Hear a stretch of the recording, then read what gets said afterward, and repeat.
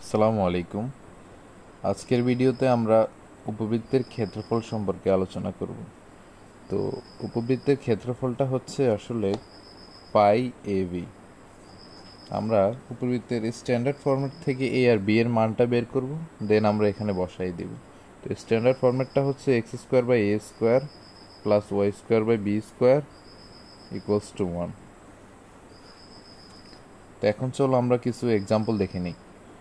তো প্রথম এক্সাম্পলটা যদি আমরা ফার্স্ট এক্সাম্পলটা যদি একটু দেখি, সেখানে এটা X square by four square plus Y square by three square equals to 1 লেখা যায়। সো এর মান হচ্ছে 4, বি এর মান হচ্ছে 3। সো এই উপবৃত্তের ক্ষেত্রফলটা হবে হচ্ছে পাই A B pi into 4 into 3, অর্থাৎ 12 পাই বর্গ একক লেখা যায়। সেমভাবে সেকেন্ডটা থার্ডটা এগুলো করা যাবে। তো এটাকে যদি আমরা স্ট্যান্ডার্ড ফরম্যাটে নিয়ে আসতে হয়, তাহলে 400 দ্বারা উভয়পক্ষে আমরা ভাগ করে দেব। ভাগ করলে আসে হচ্ছে x square by 25 plus Y square by 16 equals to 1।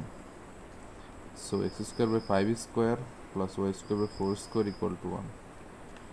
So ক্ষেত্রফলটা দাঁড়াবে পাই ইন্টু 5 ইন্টু 4, অর্থাৎ 20 পাই।